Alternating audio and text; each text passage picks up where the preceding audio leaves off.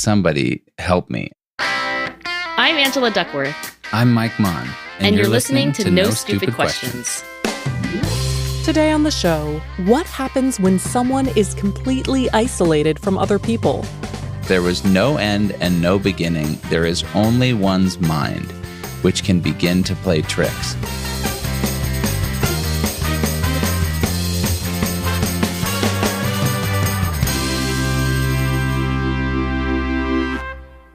Angela, today we have a very fascinating question that I think is going to lead to a fun debate between us. Okay. Hello, Mike and Angela. My name is Barry Douglas. I am Rebecca Lee Douglas's father. Oh, my goodness. Our Rebecca Lee Douglas. Our Rebecca's dad wrote in. Okay. I'm on his side, whatever it is. He said, in a recent episode of the show about the psychology of groups, Angela said, quote, "Nobody's all that interested in how you act, think, or feel on a desert island," unquote. I did say that. And then he says, "I would contest that the blockbuster movie Castaway suggests differently. I find the ways in which Tom Hanks' character changes psychologically throughout the movie to be fascinating, and I would love to hear more about how complete isolation from society can affect a person's brain and behavior. Sincerely, Barry." Here's the debate I want to have with you. Okay. Which one of us would last longer on a deserted island? Oh, that is such a good question. Okay, Mike Maughan on a desert island, Angela Duckworth on a desert island. I'm going to go with you outliving me. And here's why. Okay. I think that if there's one thing that I have figured out that enables me to survive, it's asking for help. Oh. And there'd be nobody to ask on a desert island. Like, I would be like trying to charm hermit crabs into figuring out how to build a fire, and like, it wouldn't work. That's such a fascinating insight that your kind of secret is you ask for help. Okay, what about you? Like, who would you pick? Because I do think it reveals sort of like, how you get by in life. First of all, I actually think we would both have a decent chance because I think that you have enormous grit.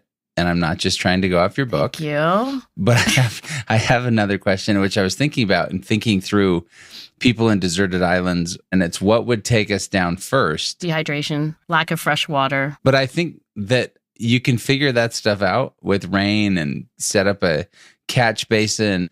But I think I would just go crazy from like rodents and bugs and stuff like that. I was thinking about the movie Castaway, and I thought you were going to say I would go crazy from lack of social contact. Oh, wait, first of all, have you seen this Tom Hanks movie? You've seen Castaway, yeah? Yes, I loved it. There's a screenwriter, Bill Broyles, who wrote Castaway. His first screenplay was Apollo 13. Oh, amazing. About being lost in space. He then did Planet of the Apes, and then he goes on to do Castaway. But what's interesting is he comes up with a lot of the ideas for Castaway when he goes to what is deemed a survival camp on an island near Mexico's Sea of Cortez. And he stayed out there for several days. And this is coming from a journalist, Sarah Hippola, in the Austin Chronicle in 2000, who wrote an article about this, Lost at Sea and Back Again. So Broyles goes to survival camp and he spears stingrays. He learns how to open coconuts and drain their juices. He made his own lean-to from bamboo and palm leaves. He spends a day and a half trying to make fire, and finally is like, somebody help me. I can't eat any more raw fish. But this is what I thought was really interesting. He said, as he's going through all of this, he realized this wasn't just a physical challenge. It would be an emotional and spiritual one as well. And that's where one of the big insights or moments that becomes huge in Castaway comes to this guy. Broyles says one day he saw a volleyball lying on a beach and he started talking to it.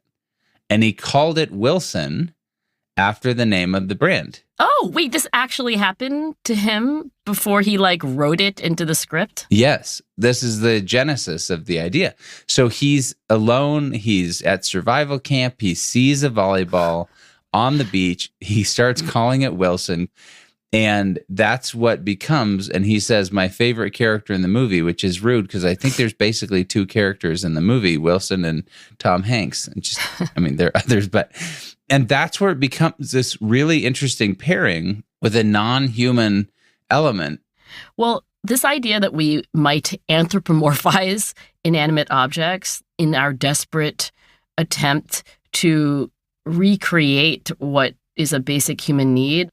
I think it's so interesting. And I remember when I watched that movie, I mean, I wasn't a trained psychologist at that point, but I thought that was the message, right? That in addition to water and food and shelter, it's like a fundamental drive that we have to connect with other people, so much so that we would make a person out of a volleyball in order to get our fix.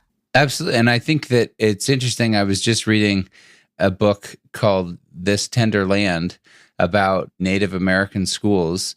And there's one child in it who is constantly sent to solitary confinement, this room. And there is a rat there in the room that becomes like his buddy. And I think it's the same idea that we need this psychological connection to something. So here's where I think I'd love to go with Barry's question is I think there are two types of isolation that I've been thinking about. One is this involuntary isolation. So think about that. Solitary confinement. Solitary confinement, you get lost in a shipwreck. Plane crash. And are cast away like Tom Hanks. Then there's voluntary isolation. And I think we can look at both of those because I think it provides a different structure to think through. What do those do to you? On a very simple level, I will say this. On nights when I have been invited to do lots of things or have different events I can go to, and I choose to do something alone, that is peaceful. And I enjoy that. But on nights when I have nothing to do, I'm like, wait, does nobody care? Which is, again, a very, very small microcosm of what we're talking about, but I think points to this difference between involuntary and voluntary solitude. So let's start with involuntary because we're talking about Castaway and Tom Hanks. What does that do to a person? Well, I've never been in solitary confinement, but I was like, when have I been in the closest thing there is to solitary confinement in my own life? So let me start with that. I will just say, this is nothing like actual solitary confinement. Like when you're in actual solitary confinement, your cell is often the size of a king-size bed, like the entire thing. And that includes everything. Because, of course, you do not have a king-size bed. You have like a tiny little cot, and then there's a toilet, and there might be a sink. I mean, everything is in this tiny little cell, oftentimes without any daylight. So this is nothing like that. It was really hard for me. So a few years ago, I'm in Miami with my family. I'm sure I've told you some version of this, but remember when my mom almost drowned? Yes. Okay. And I've told Stephen about this too, but basically, long story short, it's Christmas Eve. As a big indulgence, as a kind of like, what the heck, you only live once, we got a snorkeling boat to take our family out off the coast of the Florida Keys or something. And he drops anchor, and Jason, Amanda, and Lucy, they jump in pretty soon. I can't see them. They've swum off. And then it's my mom's turn. Okay, she was 86 going on 87. And I was assured by this confident captain that it was entirely safe, right? So she jumps in, and then I go in last, and holy smokes, every curse word that I know went through my head when I hit the water because the current was so strong that day. I mean, it really pulled us. And my mom did nearly drown. And then as the story progresses, we're like out of the hospital and, I'm sort of nursing my mom in this hotel room. And then I test positive for COVID. And I quickly make a series of phone calls to physicians in my family, and they're like, get into the bathroom, put on an N95 mask, put a towel under the door, and by the way, you can no longer nurse your mother.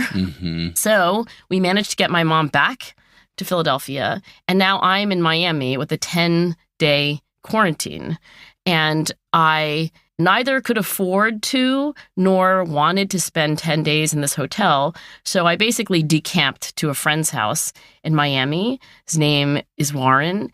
And Warren is really wealthy. So this was not solitary confinement. It's just a gorgeous house. And I have to say, Mike, that despite the fact that I had every physical convenience and even like luxuries, it was like the longest 10 days. And I know this is not a sympathetic story because I was quarantining in a really rich friend's house, but it was really lonely. And I did feel like by the end, I mean, I wasn't talking to the coffee maker and like, making friends out of inanimate objects, but I was like, oh, there is something we need other than food and drink and shelter. And basically, it's other people. But this is where I think the whole idea of involuntary versus voluntary is pretty interesting, because I imagine there have been different points in your life where you would gladly take 10 days alone in Miami full of no interruptions. But the fact that it was involuntary in a sense, that you were forced there because of COVID, that changes your psychology. Yeah. And nothing else changed except for your mindset of voluntary versus involuntary. That's right. There's only one researcher that I know who kind of specializes in the psychology of solitary confinement. His name is Craig Haney. He's a professor of psychology at UC Santa Cruz. Do you want me to tell you some of the things he's found about solitary confinement? Yeah. Okay, well, one of the things that Craig Haney points out is that it's actually much more common than you would think. Apparently, our country has one of the highest rates of solitary confinement compared to other countries around the world. I mean, the title of Craig Haney's report is Solitary Confinement is Not Solitude, the Worst Case Scenario of Being Alone in Prison. And to your point, he emphasizes that it's not voluntary. And I think he would agree that that's probably the worst thing about it, like involuntarily being separated from all social contact, which kind of reminds me of like, things that people had done in the old days, like excommunicate somebody or to like shun them and push them out of society or exile them. I guess that still happens.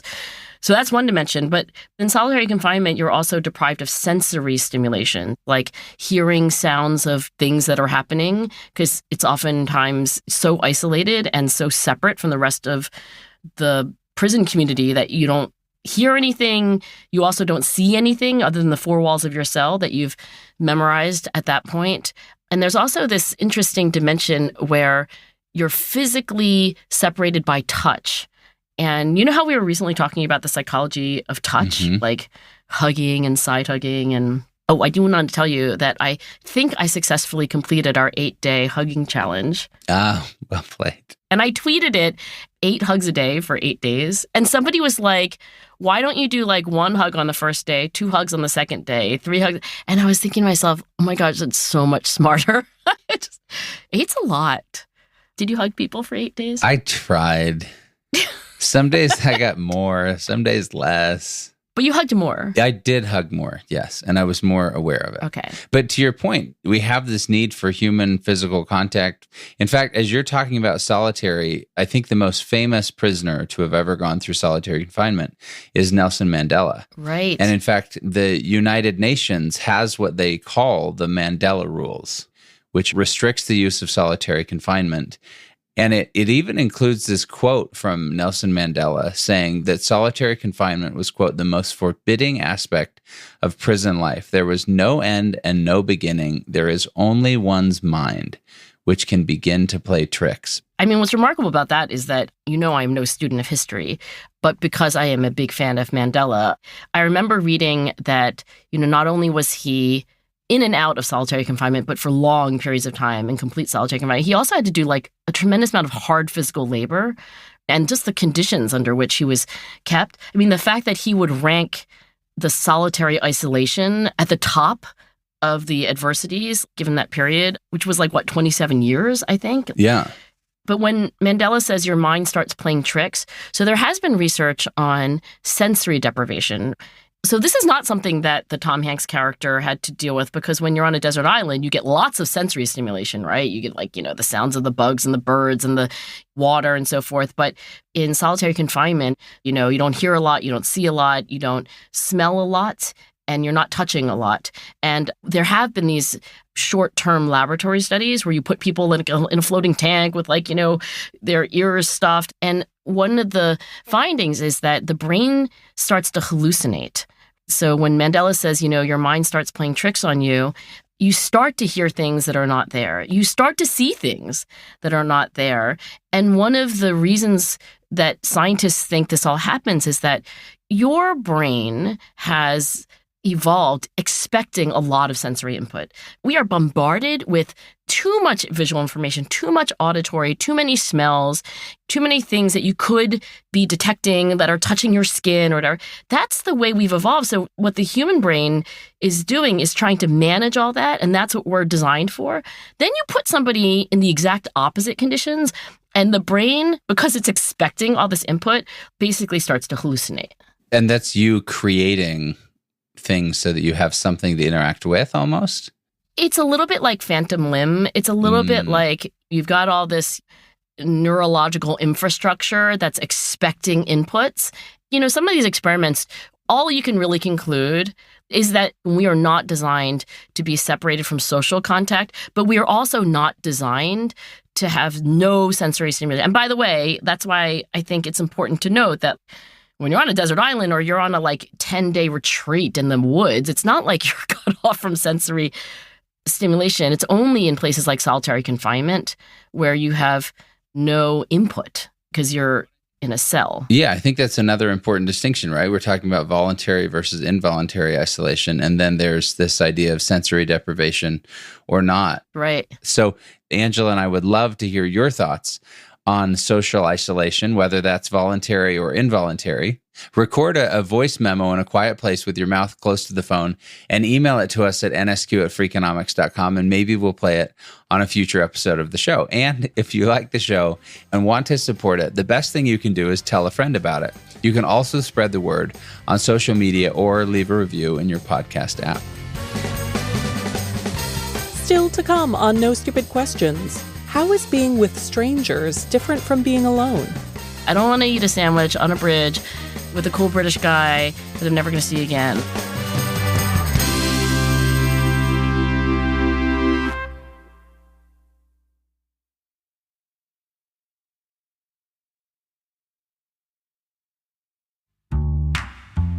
Now, back to Mike and Angela's conversation about isolation.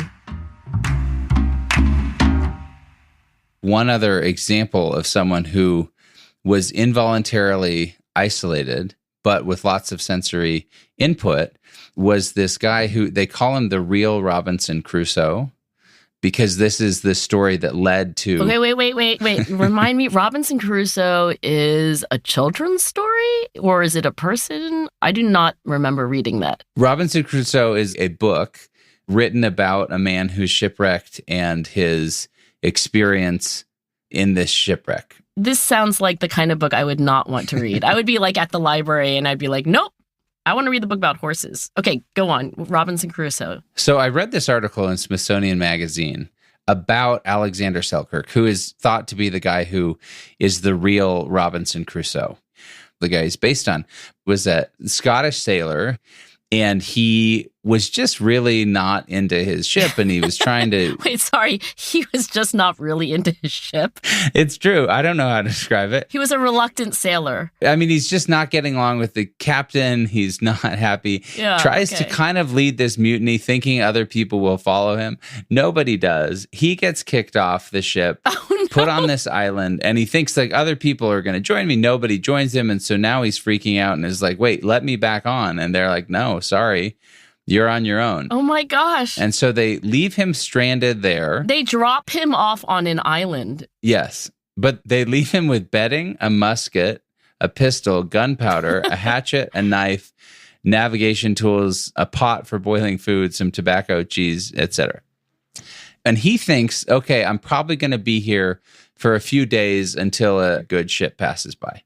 But it is 4 years and 4 months. Oh my gosh. And he learns to survive. And it's really crazy because at first he's very despondent. Yeah. In fact, thinks of using one of the bullets to end his own life.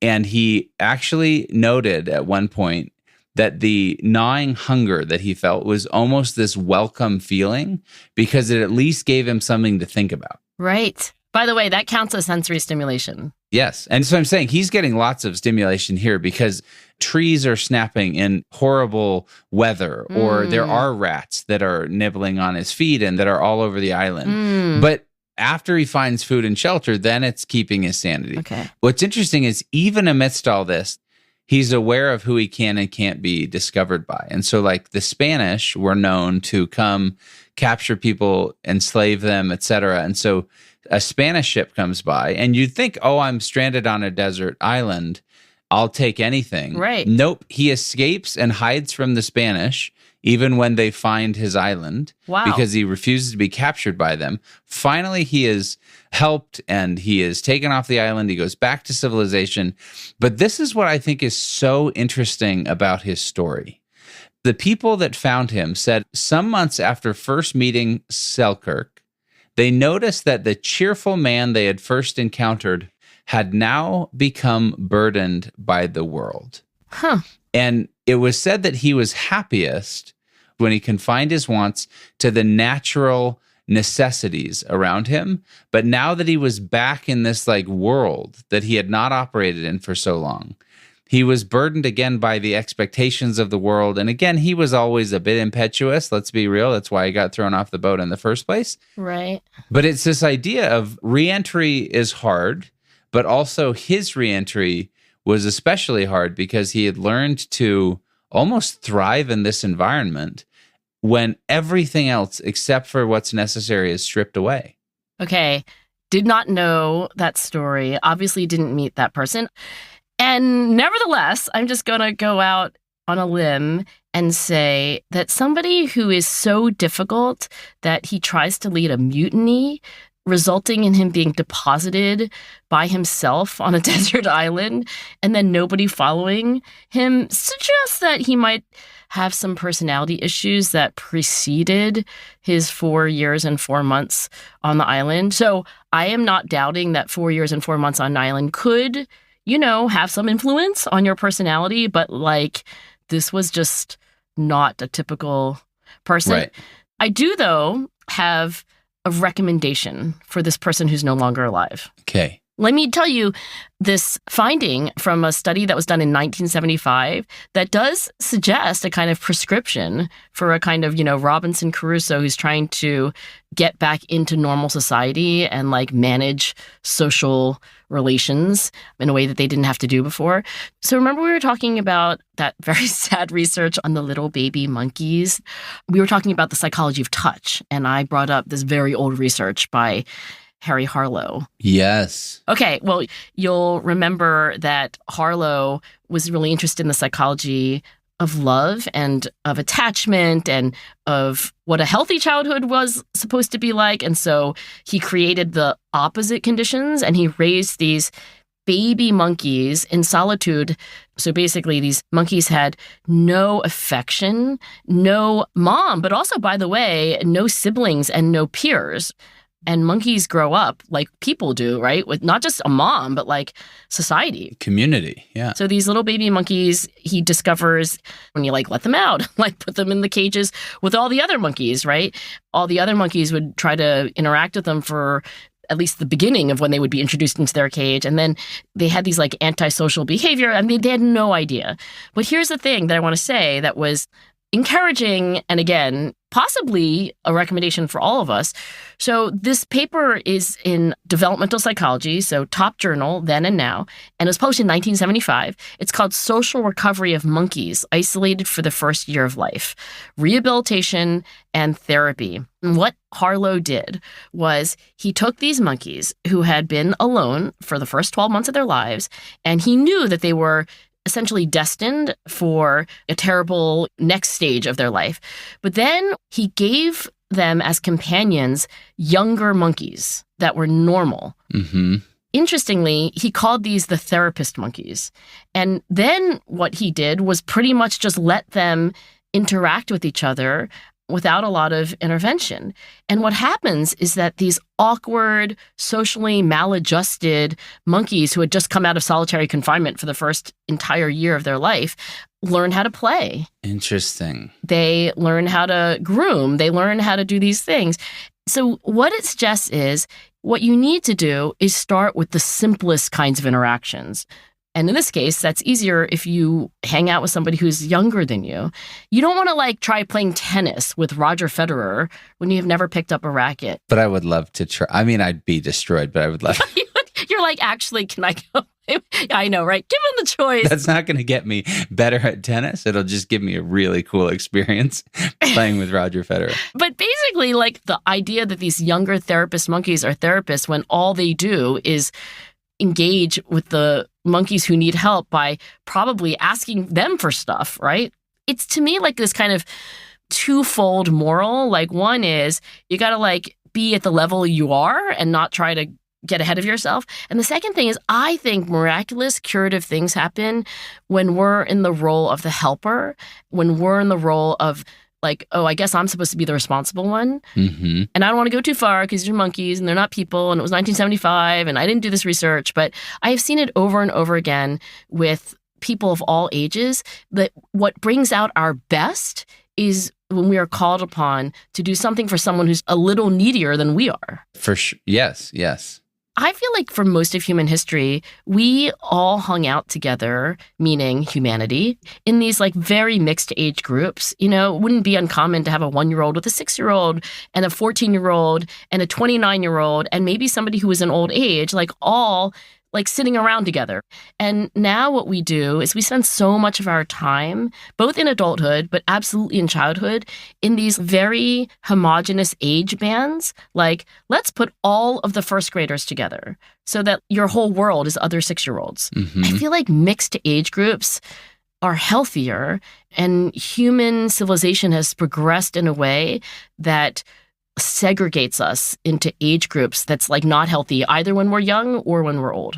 I could not agree more. And one of the great pieces of advice I've gotten in the last few years, and I know we've talked about this before, is conscientiously cultivating friendships with people who are 20 years older and 20 years younger than you are, because there's so much perspective. I remember the Mike Maughan rule of trying to befriend people who were 2 decades older, but I forgot about your young person rule. I think it's really valuable because, again, match the perspective of a young, hungry, ambitious 20-year-old who has no cynicism, is just excited about what may happen in life, and marry that with the incredible perspective of someone in their 80s who has been through so much, seen so many changes. That's such a valuable perspective to have both on either side. Right. I know we've diverged a little from Barry's question, but to get us back, I would love to talk about this idea of voluntary isolation and people who choose to kind of go away. And maybe as a precursor to this, let me share with you a story about a woman who decided to spend 500 days underground, isolated from the outside world. And this comes from a journalist who wrote in the Associated Press. Okay. So this woman, her name is Beatrice Flamini. She was 50 years old and from Madrid. And she goes into this cave for 500 days. And she has people bringing her food and water. So her needs that way are taken care of.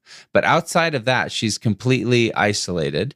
And she said she stopped counting how many days after 60 days because you have no sense of time. She's in a cave, right? Yeah. So it wasn't like she actually had the sun setting and rising, right? Right. In fact, what's actually pretty interesting about this, and I read about this in a different article by Tree Minch in Discovery Magazine, they talked about another person who had a 6-month cave stay.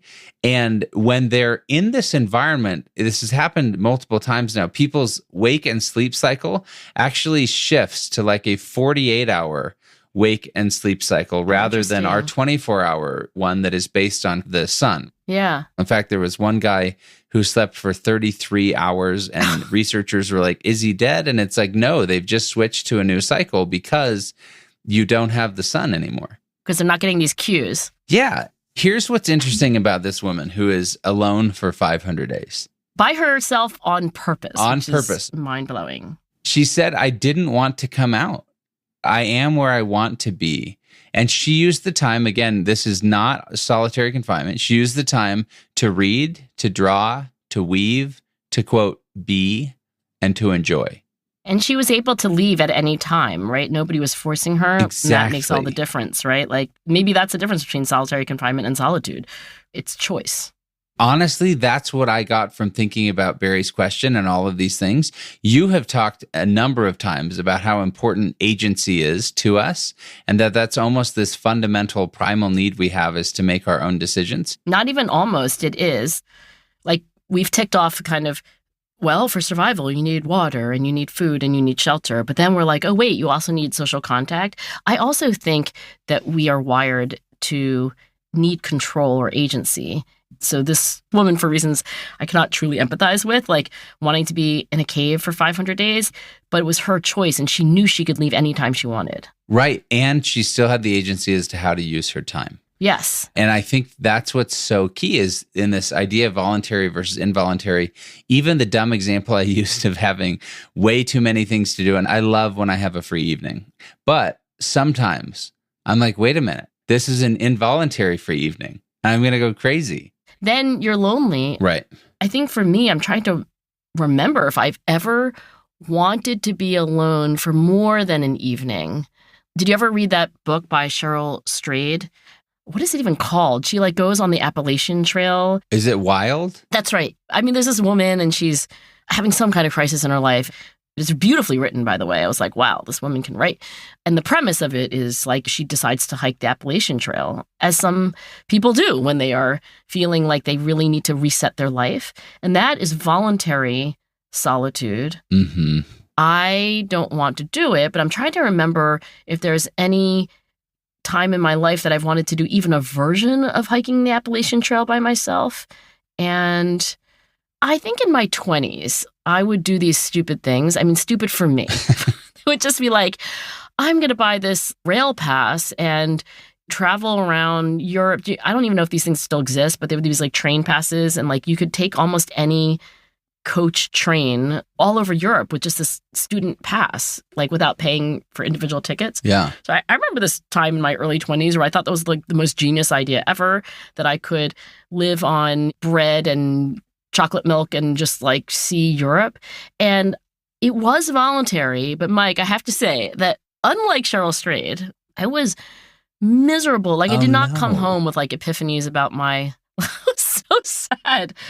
I have zero desire to be by myself for extended periods of time. I think the difference with Cheryl Strayed is while you are sort of alone, there's still a lot of human interaction along the trail. You're meeting other people all the time. Oh, yeah. You're engaging with them. I actually think that there is so much beauty to doing things with strangers because it opens you up to an entire world of people. Whereas if you're only with your friends and you're like, hey, I want to hike this with just my buddies, then you tend to group with people who are similar to you.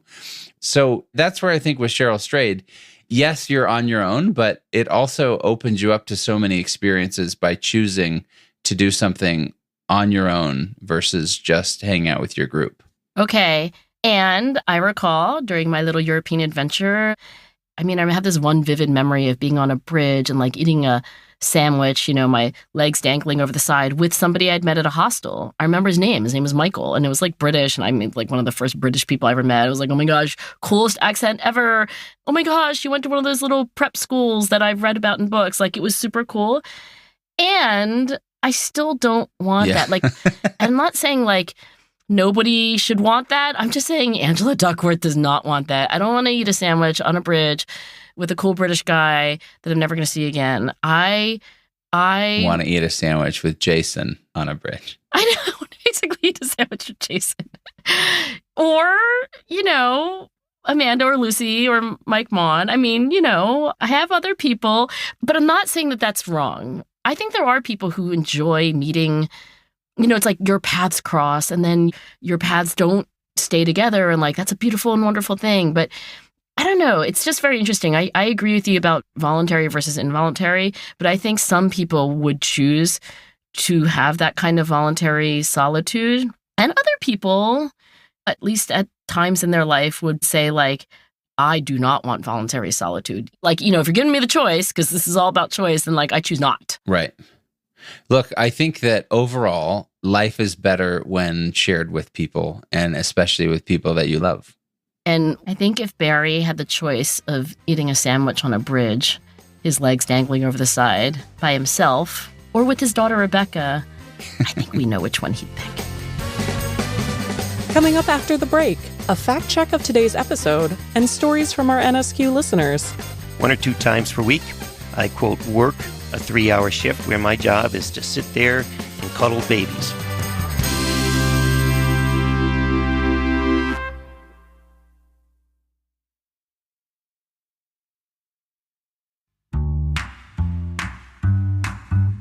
And now, here's a fact check of today's conversation. William Broyles Jr. did write the scripts for Apollo 13, Planet of the Apes, and Castaway, all films whose protagonists struggle to survive away from civilization as they know it. But Mike got the order wrong. Apollo 13 came first, then Castaway, and finally Planet of the Apes. Later, Angela says that prisoners held in solitary confinement are deprived of sensory stimulation. However, as psychologist Craig Henley explains in his book chapter, Solitary is Not Solitude, solitary confinement is a, quote, problematic combination of too little and too much sensory stimulation.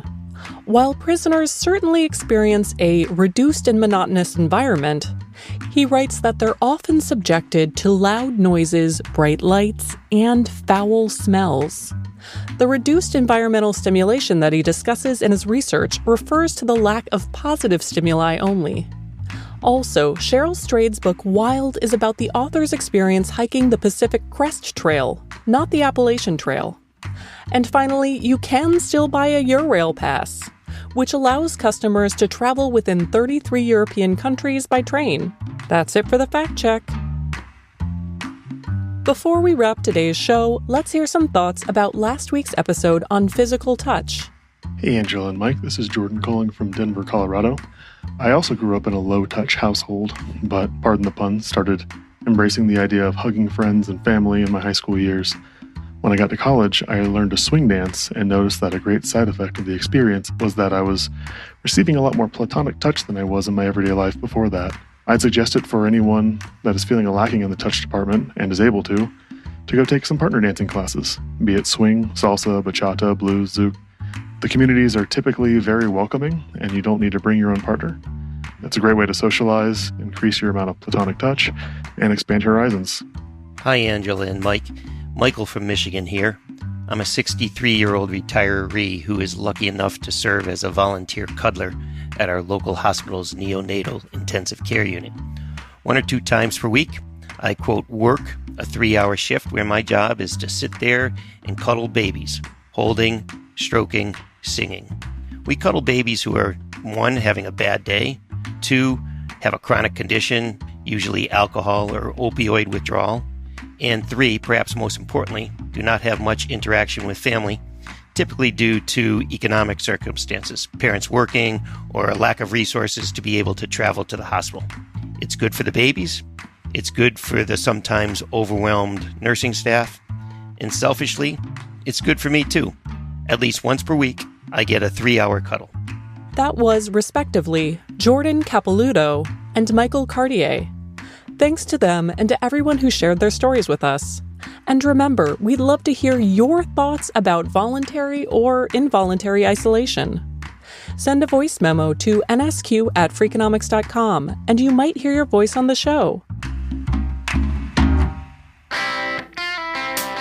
Coming up next week on No Stupid Questions, what are values, really? Do you vibe with being a mobster, or do you vibe with caring about the world? That's coming up on No Stupid Questions.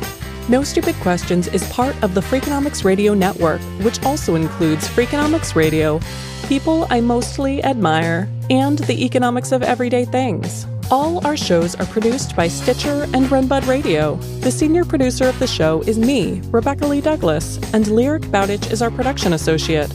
This episode was mixed by Jasmine Klinger and Jeremy Johnston. We had research assistance from Daniel Moritz Rabson. Our theme song was composed by Luis Guerra. You can follow us on Twitter @NSQ_show and on Facebook @NSQ Show. If you have a question for a future episode, please email it to nsq@freakonomics.com. To learn more or to read episode transcripts, visit Freakonomics.com/NSQ. Thanks for listening.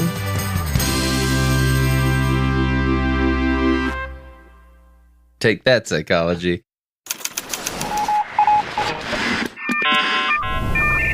The Freakonomics Radio Network, the hidden side of everything. Stitcher.